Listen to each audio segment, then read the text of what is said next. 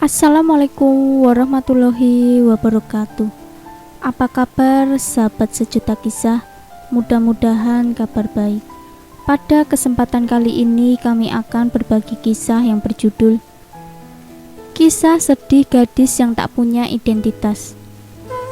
Sahabat sejuta kisah, gadis asal Malaysia yang hanya dikenal sebagai Ain hidup dalam dilema. Dia tidak punya catatan akte kelahiran atau kartu pengenal yang bisa menjelaskan identitas sejatinya. Meski mengaku berusia 23 tahun, Ain sebenarnya tidak tahu kapan dia lahir. Dia hanya menebak-nebak saja. Saya ingin berkeluarga, dan tahun depan saya memang berencana untuk menikah. Calon suami saya sudah ada, tapi bagaimana saya mengisi formulir jika saya tidak memiliki identitas, kata dia sebagaimana dikutip laman Siakap Kelly. Dia berharap menjadi warga negara yang sah, mengantongi identitas negeri jiran itu, sehingga tidak lagi hidup dalam ketakutan. Tapi sampai sekarang saya tidak tahu asal atau siapa yang melahirkan saya, tambah dia. Ain mengatakan, sejak beberapa tahun yang lalu, dia telah beberapa kali ke kantor catatan sipil Malaysia di Putrajaya untuk mengajukan KTP. Tapi dia kecewa karena permohonannya ditolak, sebab dia tidak memiliki catatan akte kelahiran yang membuktikan bahwa dia lahir di negara ini.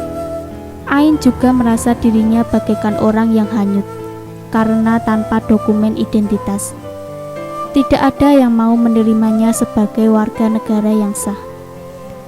Gadis itu menceritakan kisah hidupnya, bahwa ketika dia masih kecil, dia dibesarkan di Jalan Caukit Kuala Lumpur, sebelum diadopsi oleh sebuah keluarga pada usia sekitar 6 tahun.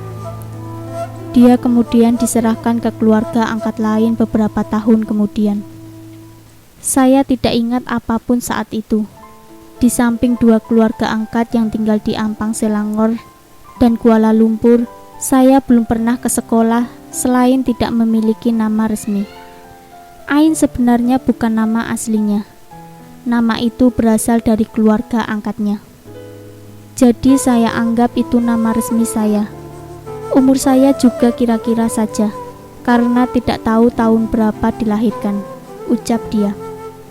Ketika Ain tinggal bersama keluarga angkat itu, dia terpaksa melakukan berbagai pekerjaan orang dewasa, seperti menjual sate, membersihkan ayam dan ikan, serta menjadi pembantu di toko. Sebagai seorang kanak-kanak pada ketika itu, Ain ingin bersekolah, namun tidak diizinkan karena tidak mempunyai catatan akte kelahiran. Inilah yang membuatnya dia hidup tertekan. Pada usia 12 atau 13 tahun, dia nekat melarikan diri dari keluarga angkat dan kembali ke Caukit. Ain kemudian ditakdirkan bertemu dengan seorang transgender yang menjaganya selama beberapa tahun. Selain mencuci piring di restoran, Ain sangat senang karena transgender itu mau mengajarinya untuk membaca dan menghitung. Namun saya diminta keluar dari rumahnya karena khawatir dia ditangkap, sebab mengasuh orang tanpa identitas. Dengan menggunakan tabungan dari bekerja di restoran, saya mencari pekerjaan lain dan hidup mandiri sampai sekarang. Saya kemudian mencoba untuk melacak orang-orang yang pernah mengasuh saya, termasuk transgender itu, tapi gagal.